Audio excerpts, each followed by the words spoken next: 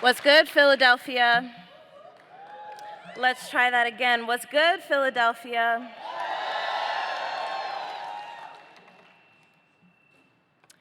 My name is Alicia Garza, and I believe that Black people deserve to be powerful in every aspect of our lives, and politics should be no exception. In 2018, I launched a new organization called the Black Futures Lab, which works to make Black communities powerful in politics. You see, I've been an organizer for nearly 20 years, first with Black communities in East and West Oakland in California. Yeah, represent Oakland. Then for 10 years with Black communities in Bayview Hunters Point in the southeast section of San Francisco, taking on one of the largest developers in the nation. 6 years ago this week, I helped to create the Black Lives Matter Global Network, which began as a hashtag and a series of pages on social media sites, and then grew into a network with nearly 40 chapters in 4 countries.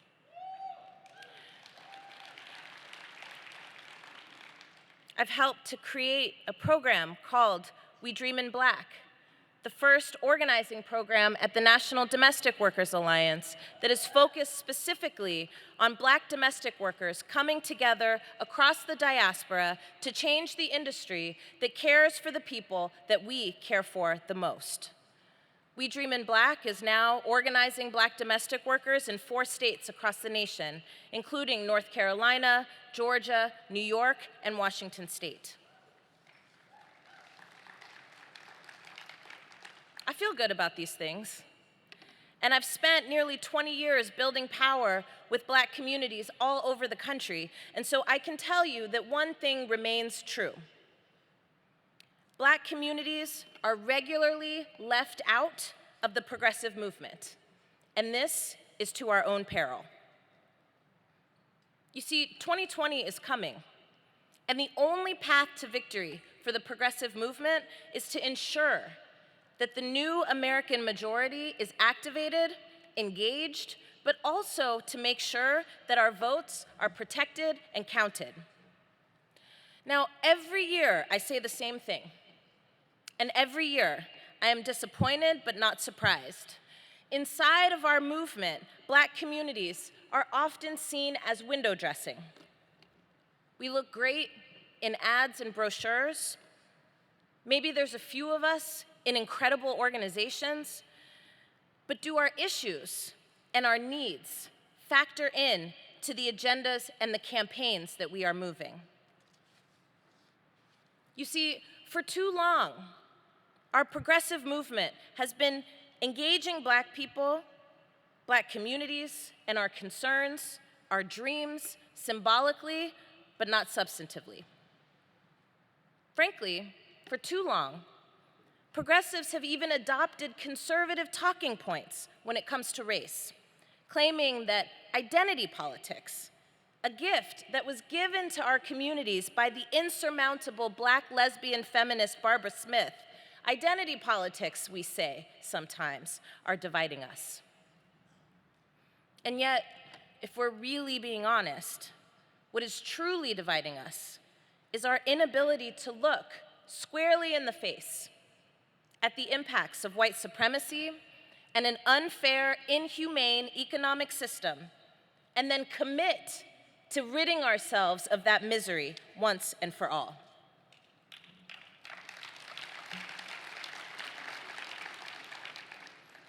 My organization, the Black Futures Lab, conducted the Black Census.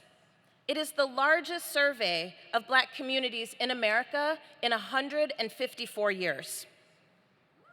Yeah, it's amazing. You can find the results at blackfutureslab.org. But before I tell you what we found, I want to tell you why we embarked on this project. You see, in the last election cycle in my home state of California, our state Democratic Party reportedly raised $30 million. but yet a mere $50,000 went to Black voter engagement.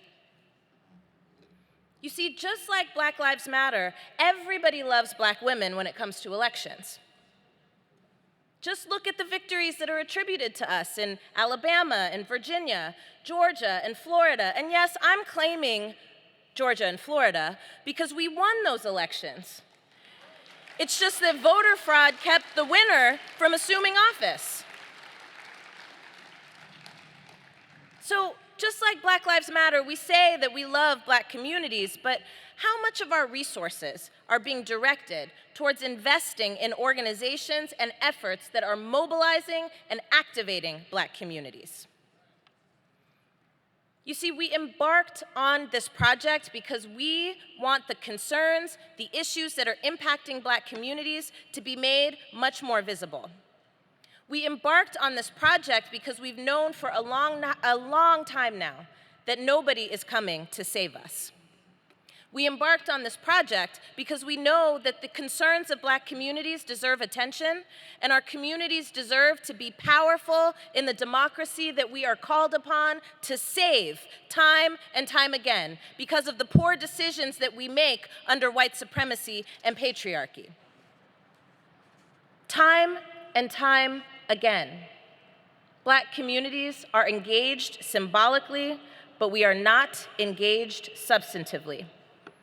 That means that candidates, campaigns, and at times even our own movement take shortcuts when it comes to Black communities. And I'm here to tell you that we are suffering because of it. Thank you. Now, with respect to candidates and their campaigns, many of whom will be there this weekend, there are too many fried chicken photo ops and not enough town halls and kitchen table conversations with Black voters who want to know not only what will you do to address our concerns, but how will you involve us in the process? And too many of us are providing cover for this kind of nonsense. I once name-checked a candidate for engaging in such pandering, and somebody responded to me incredulously, well, what else are campaigns supposed to do to engage African American voters? I rest my case. What we found was that Black communities are being impacted by the same issues that many in America are being impacted by, but that the scale and the scope of that impact cuts deeper because of race, because of gender, because of sexuality. You know, those pesky identities we keep talking about are things that not only shape our lives, but also our life outcomes. You see, when you tell Black people to stop talking about identity politics, you are also telling us that we should ignore the fact that the average life expectancy of a Black trans woman is 35 years old, in a year when nearly 10 Black trans women were murdered in just 1 month. When you tell Black people to stop talking about identity politics, you are telling us to ignore the fact that white women make 81 cents to every dollar that a white man makes. But even still, Black women are making 65 cents to that 81 cents. And that gap is often the difference between whether or not we can afford health care. When you tell us to stop talking about identity politics, you are telling us to ignore the fact that for a Black family to send their child to a 4-year college, we would have to make, on average, $10,000 more a year just to afford 1 year of college. In 2016, Black people with a college degree had less wealth than a white person without one. So please, stop telling us to abandon identity politics and instead do the work to dismantle the disparities.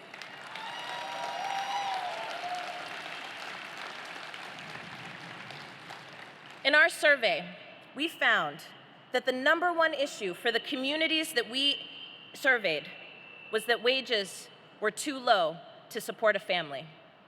9 in 10 respondents said that this was a major concern.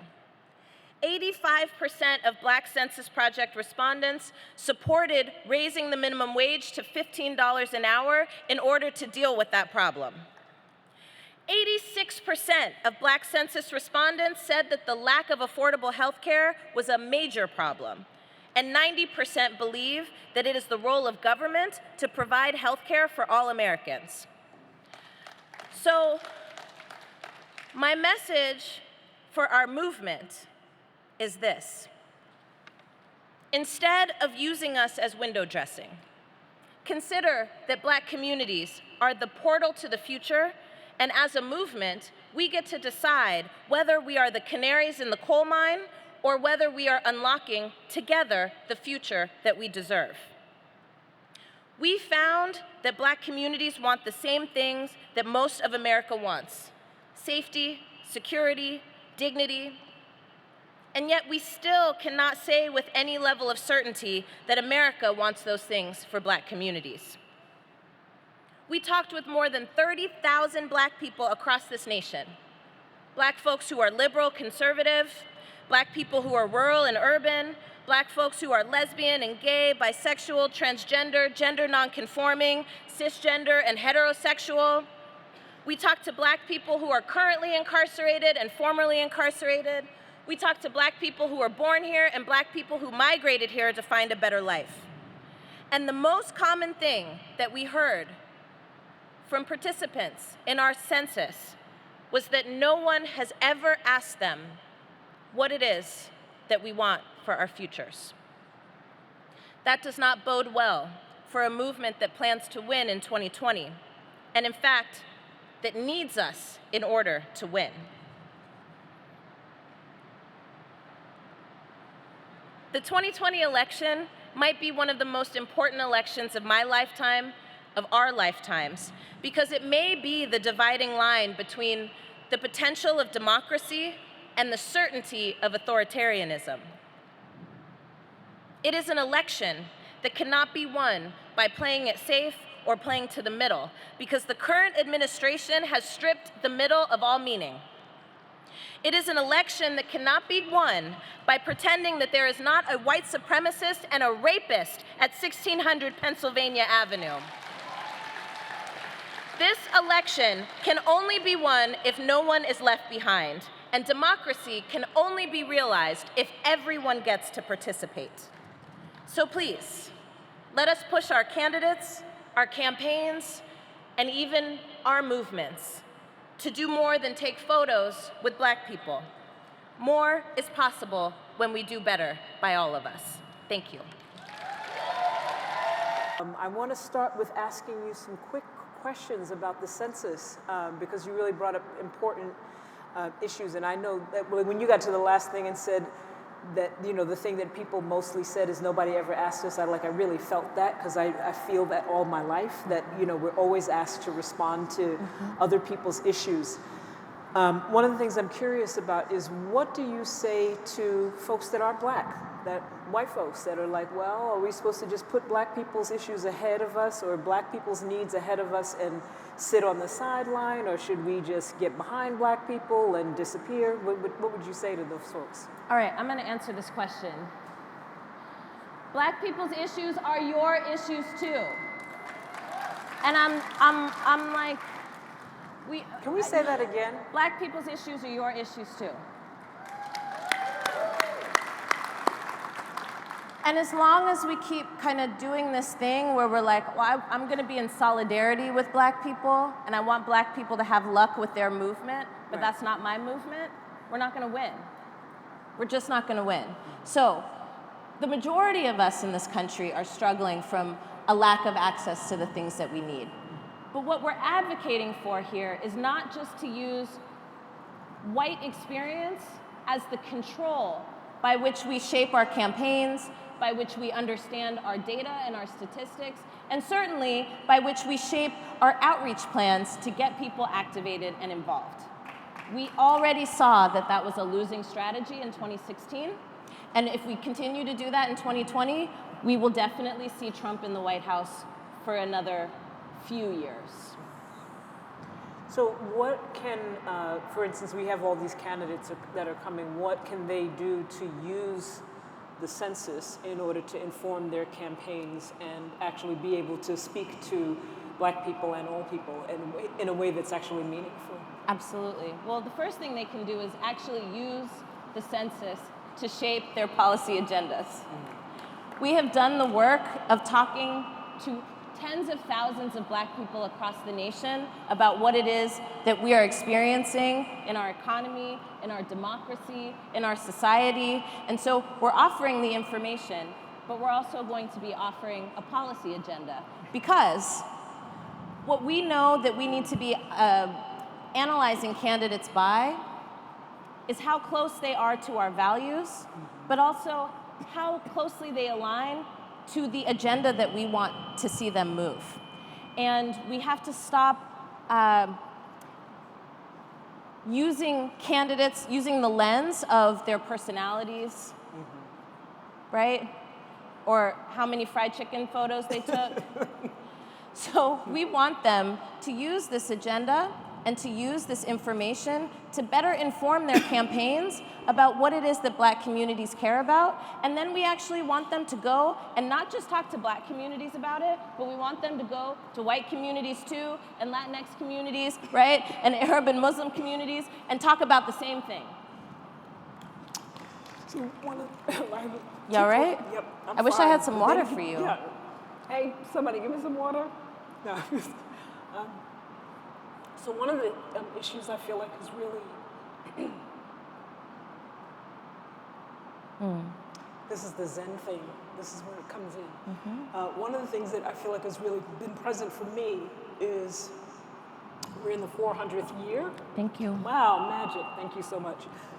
We are in the 400th year since Black folks were brought over to this nation. Yes. And it is also the 50th year of the Manifesto for Reparations. Yes. So did you talk about reparations? Because I feel like that's in the zeitgeist and people are kind of like, I want to talk about reparations, I don't want to talk about reparations. We see the Black candidates like dancing around it. Have you talked about, did you talk to people in the census about 80% of the people who responded to our census said that they were in support of reparations for Black folks. I think one thing that is important for us to acknowledge is that in order to dismantle systems like racism or patriarchy or etc., that we have to first acknowledge that they have created damage. And then we have to work to remedy that damage. I think what ends up happening with this conversation around reparations and people being very timid around taking it up is that I think people don't know how to wrap their minds around it. What does it mean, right? What does it mean? Some people think it's cash reparations, right? And some people are advocating for that. Some people think it's creating more equity in systems, right? And actually doing more investment on the back end to make sure that Black communities get our due. What I think is incumbent upon us all to be thinking about in relationship to reparations is not so much what is the method, but I think we actually have to start with the acknowledgement, the real and true and deep acknowledgement of the damage and the harm that has been done. Just 8 years ago, people were saying that racism is over because we elected a Black president, right? So unless we're actually willing to deal with the reality of the devastation that chattel slavery caused in this country and that it continues to cause today, then we actually can't even get to the point where we start talking about, so what is the remedy for that? So I actually feel like we've got a lot of work to do in our movement, and candidates have a lot of work to do because, shoot, the last time I was here, candidates were even having a hard time saying Black Lives Matter. So how are they gonna talk about reparations if they couldn't say Black Lives Matter? So let's get like really close and personal. Okay. What do you say to the folks that are progressive, that are brown folks, and particularly white folks that are trying to understand how they fit in the conversation? Like, what is it that you think keeps people from being able to address reparations and even just be able to like hold it cognitively? I think what keeps people from even addressing reparations is the shame. The shame of what this country has done, the shame that we are all connected to it in some way, shape, or form, and the shame of what it means to acknowledge that responsibility. Now, a lot of people will say things like, well, I wasn't alive then. It doesn't have anything to do with me. But the reality is, if you are still upholding systems that are keeping communities poor, without access to education, without healthcare, without housing, without wealth, then you are still perpetuating those systems. You are a part of the problem. If we were able to move past that shame and say, yes, I am deeply ashamed of this, and because I am deeply ashamed and I want to rid myself of this shame, I want to look squarely in the face at what needs to be done to remedy the harm that has been caused. Imagine that there is somebody that you love very deeply and you have hurt them. Something that you did hurt them. Do you look at them and say, let's just move on? Let's just move on. Well, some of us do. Or do you try and figure out, what can I do to get you to understand that, number one, I'm sorry. Number two, it won't happen again. And number three, tell me what we can do to restore back to to restore from the harm that has been caused. Lots of what we do is acknowledge that a thing happened, but we don't want to restore the harm. Right. And without restoration, the wound is still there. It's still there. You can't just say, I'm sorry, and keep doing the same thing over and over again, because eventually people will be like, you're not sorry. Exactly. Why do we keep having this conversation? Right. So what do we do with the shame? Because it seems to me that, and I share the same sensibility and belief that the shame, which I think of as really a weapon of whiteness, right, in the way that the brother was talking about how working class white folks were separated from black folks when they were all indentured servants, that shame is actually sort of built into the culture as a way in which to keep people silent, as a way in which people to, the way that I think about it is like, what else do you do when you see black bodies for sale in a market and you can't actually address it and you can't do anything about it? You have to put it someplace because we are meaning-making machines. And so shame has us like turn inward. It's actually what I say it's like a public expression. It's a public emotion.